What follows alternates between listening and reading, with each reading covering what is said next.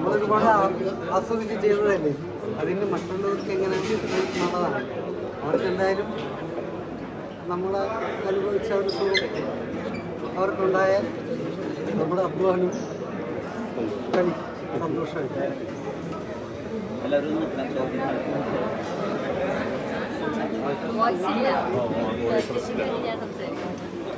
മുരളി ഗോപി എന്ന നടൻ്റെ കൂടെ ഓപ്പോസിറ്റ് അതും ഏറ്റവും അധികം കോമ്പിനേഷൻസ് അദ്ദേഹത്തോടെയാണ്. അദ്ദേഹത്തിൽ നിന്ന് മനസ്സിലാക്കിയ പുതിയ കാര്യങ്ങൾ അല്ലെങ്കിൽ ആ ഒരു എക്സ്പീരിയൻസ്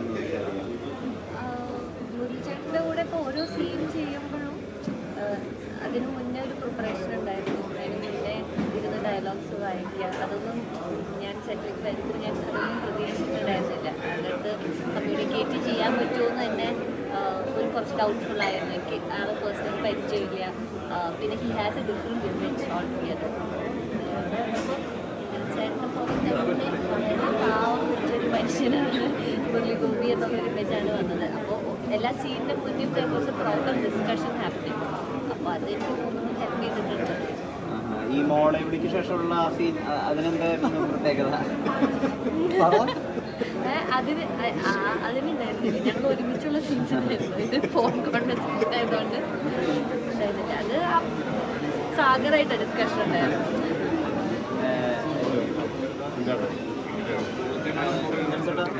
വീണ്ടും ഈ ആളുകളിലേക്ക് നല്ല കാര്യങ്ങൾ പറയുകയും അല്ലെങ്കിൽ നന്മ തന്നെ ചേർന്ന് വെക്കുന്നതിൻ്റെ ഉദ്ദേശം കൂടി പറയുന്ന ഒരു സിനിമ എങ്ങനെയുണ്ടായിരുന്നു ഈ ഒരു കഥാപാത്രം? വളരെ എനിക്ക് ചെയ്യാനുള്ളൊരു ധൈര്യം ഉണ്ടായിരുന്നു. അത് ഡയറക്റ്റ് പറയുമ്പോൾ തന്നെ. പിന്നെ മുരളി സാറ് കൂടെ ഉണ്ടെന്നുള്ളൊരു വേറൊരു പ്രത്യേകതയില്ല. അദ്ദേഹം ഓരോ സീനും അത്രയും തനിച്ചെത്തി ചെയ്യുന്ന ആളാണ്.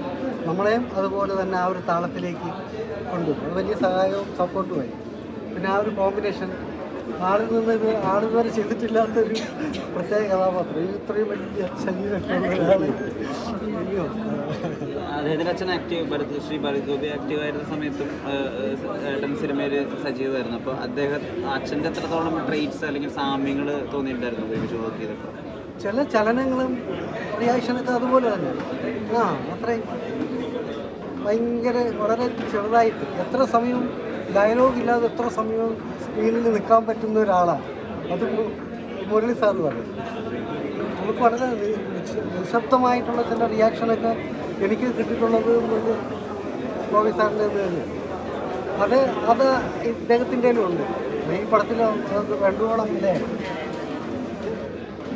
ഒരുപാട് കാലത്തിന് ശേഷം കുറച്ച് ഹ്യൂമർ ടച്ചൊക്കെയുള്ള ഒരു വേഷം, അതും വളരെ സട്ടിലായിട്ട് അണ്ടർപ്ലേ ഉള്ള ഹ്യൂമർ. അത് അങ്ങനത്തെ ഒരു വേഷം വേണ്ടി കാത്തിരിക്കുകയായിരുന്നു? അങ്ങനെ ഒരു കാത്തിരിപ്പൊന്നല്ല, നമുക്ക് കിട്ടുന്നത് നമ്മൾ ചെയ്യുക എന്നുള്ളത് മാത്രമേ ഉള്ളൂ. നമ്മളെ സംബന്ധിച്ചോളം സാഗർ എൻ്റെ വളരെ അടുത്ത സുഹൃത്താണ്. സാഗറിൻ്റെ എല്ലാ സിനിമകളിലും എന്നെ പങ്കെടുപ്പിക്കാൻ സാഗർ ശ്രമിക്കാറുണ്ട്, ഞാൻ പങ്കെടുക്കാൻ ശ്രമിക്കാറുണ്ട്. അപ്പോൾ സാഗർ വിളിച്ചപ്പോൾ ഞാൻ ഇതുവരെ ചേട്ടനെ എപ്പോഴും വിളിച്ചുകൊണ്ടിരിക്കുന്ന പോലത്തെ ഒരു വേഷം തരേണ്ടാതൊരു ആഗ്രഹം എനിക്കുണ്ടെന്ന് പറഞ്ഞു. അപ്പോൾ അതുപോലെ വളരെ കുറച്ച് വ്യത്യാസമുള്ളൊരു വേഷം ചെയ്യാൻ എനിക്ക് സാധിച്ചു. പിന്നെ ഇന്ദ്രൻ ചേട്ടൻ്റെ കൂടെയുള്ള കോമ്പിനേഷൻസൊക്കെ എനിക്ക് 100% എൻജോയ് ചെയ്തു. ഇന്ദ്രൻ ചേട്ടൻ എങ്ങനെ മുരളി ചേട്ടൻ്റെ സീക്വൻസിൽ ഇന്ദ്രൻ ചേട്ടൻ എൻജോയ് ചെയ്തോ അതുപോലെ തന്നെ ഞാൻ ഇന്ദ്രൻ ചേട്ടൻ്റെ സീക്വൻസുകൾ ഭയങ്കര എൻജോയ് ചെയ്ത് ചെയ്തതാണ്. കാരണം നമ്മൾ സീനിയർ ആക്ടറെ കൂടെ വർക്ക് ചെയ്യുമ്പോൾ എപ്പോഴും നമുക്ക് എല്ലാം ഒരു ലേണിംഗ് തന്നെയാണ്. മുരളി ചേട്ടൻ കൂടെ വർക്ക് ചെയ്യാൻ പറ്റിയിട്ടില്ല, ഈ സിനിമയിൽ പറ്റിയിട്ടില്ല. അടുത്തതിലുടനെ സാധിക്കും, കോമ്പിനേഷൻസ് ഉണ്ടായില്ല. അടുത്തതിലുടനെ സാധിക്കുമെന്ന് വിചാരിക്കുന്നു. സാഗർ സഹായിക്കുമോ? ശരി സാറിന് ചെറുതായിട്ടേ ഉള്ളൂ, അതിനപ്പുറത്തേക്ക് കുറച്ച് മനുഷ്യത്വമാണ് പറയാൻ ശ്രമിക്കുന്നത്. ഈ വട്ടം അങ്ങനെ ആവണമെന്ന് നിർബന്ധം ഉണ്ടായിരുന്നു? ഉറപ്പായിട്ടും അങ്ങനെ ഉണ്ടായിരുന്നു. ലൈറ്റ് സബ്ജക്റ്റ് ചെയ്യണമെന്നുള്ളൊരു ആഗ്രഹം ഉണ്ടായിരുന്നു. ഇതിൻ്റെ ഈ പണ്ട് തൊട്ടേ ഉള്ളൊരു സബ്ജക്റ്റാണ്. ശരത്തേട്ടൻ വന്ന് പടം ഏറ്റെടുത്തപ്പോഴാണ് ഇത് ഓണായത്. പിന്നെ ഫസ്റ്റ് കഥ കേൾക്കുന്നത് എനിക്കൊന്ന് ഇന്ദ്രസേനാണ്. സ്ക്രിപ്റ്റ് ഉണ്ടെന്ന് പറഞ്ഞാൽ ഞാൻ പോയത്, എൻ്റെ സ്ക്രിപ്റ്റൊന്നും ഇല്ലായിരുന്നു. കഥ പറഞ്ഞു. അത് കഴിഞ്ഞ് മുരളിച്ചേനോട് പറയുന്നത് എനിക്കൊന്ന് ഷൂട്ടിന് 1 മാസം മുമ്പാണ് മുരളിച്ചേനോട് പറയുന്നത്. അങ്ങനെ മുരളിച്ചേനും പടത്തിലേക്ക് വന്നു. അപ്പോൾ ഇത് സംഭവിച്ചു. ഇനി വെള്ളിയാഴ്ച എല്ലാവരും ഇനി തിയേറ്ററിൽ കാണട്ടെ.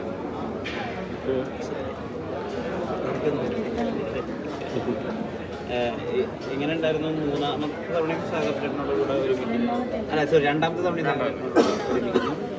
ഈ പറഞ്ഞ ശ്രീതിയിലൊരു ക്യൂട്ട്നെസ് ആയിട്ടുള്ള ഒരാളുണ്ടല്ലോ നമ്മുടെ ഈ യൂട്യൂബ് ചാനലിലും അതുപോലെ സ്റ്റാർ മാജിക്കിലൊക്കെ ഉള്ളത്. അതിനെ കുറച്ചുകൂടി വലിയ വേർഷൻ ഇനി അടുത്ത സിനിമയിലെ കാര്യം കാണാൻ പറ്റും? എനിക്കറിയില്ല, ഞാൻ ശ്രമിക്കുന്നുണ്ട് സിനിമയിൽ.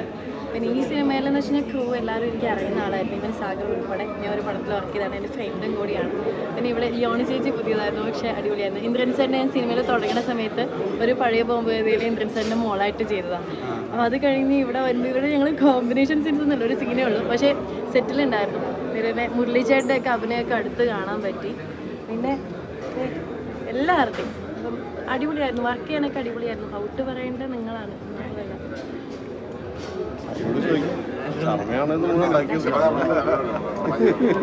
ഫിസിക്കലി കൂടി കുറച്ച് ഡിമാൻഡിങ് ആയിട്ടുള്ള ഒരു ക്യാരക്ടറാണല്ലോ. കുറച്ചും കൂടി ഫിസിക്കലായിട്ടും കൂടി കാര്യങ്ങൾ ചെയ്യാനുള്ള മാനസത്തിൽ വലിയ വ്യത്യാസങ്ങൾ വരുത്താനുള്ള അത് എത്ര നടത്തങ്ങൾ കാണിച്ചു കൊടുത്തു സാഗർ? ശരിക്കും അത് അങ്ങനെ സംഭവിച്ചായിരുന്നു. സാഗർ ശരിക്കും ഈ സബ്ജക്റ്റ് പറഞ്ഞ് തുടങ്ങിയ സമയത്ത് തന്നെ എനിക്ക് മനസ്സിലായിരുന്നു ആക്ടേഴ്സിനെ ഏറ്റവും മനോഹരമായിട്ട് ഉപയോഗിക്കാൻ സാധ്യതയുള്ളൊരു സിനിമയാണ്. അത് നിങ്ങൾ കണ്ടല്ലോ, ഈ ഒരു ഇന്ദ്രൻസിൻ്റെയും വേറൊരു ഇന്ദ്രൻസ്, വേറൊരു മുരളി ഗോപി, വേറൊരു അത് വേറൊരു ലേവണ. ഇനി കാരണം എന്ന് വെച്ചാൽ ഒരു കുടുംബമായി വേറൊരു ജോണറിൽ ആസ്വദിക്കാൻ പറ്റുന്നൊരു സിനിമയാണ് കനകരാജ്. അജിത് വിനായക ഫിലിംസ് ഗഗനചാരി വന്നു. വളരെ ഡിഫറെൻ്റ് ആയിട്ടുള്ള രീതിയിലുള്ള സിനിമകളെ സപ്പോർട്ട് ചെയ്യുന്ന ഒരു പ്രൊഡക്ഷൻ കമ്പനിയായിട്ട് എനിക്ക് തോന്നി. ഇപ്പോൾ പ്രത്യേകിച്ച് കഴിഞ്ഞ് ഇവരുടെ സിനിമകൾ നോക്കുമ്പോൾ അല്ലെങ്കിൽ പ്രത്യേകിച്ച് ഈ രണ്ട് സിനിമകൾ അടുത്തടുത്ത ഈ രണ്ട് സിനിമകൾ വരുന്ന രണ്ട് സിനിമകൾ നോക്കുമ്പോൾ എനിക്ക് തോന്നുന്നത് അങ്ങനത്തെ സിനിമകൾക്ക് കൈ കൊടുക്കാൻ തയ്യാറാവുന്ന പ്രൊഡ്യൂസേഴ്സ് ഉണ്ടാകുന്നത് ശരിക്കും മലയാള സിനിമയ്ക്ക് ഒരു ഭാഗ്യം തന്നെയാണ്, ഇൻഡസ്ട്രിക്ക് വലിയൊരു ഭാഗ്യം. ഈ സിനിമയുടെ ഏറ്റവും വലിയൊരു പ്രത്യേകത എന്ന് പറഞ്ഞാൽ ഭയങ്കരമായിട്ട് ആക്ടേഴ്സിനെ ഏറ്റവും മനോഹരമായിട്ട് ഉപയോഗിച്ച ഒരു സിനിമയാണ് അല്ലേ? ഒരു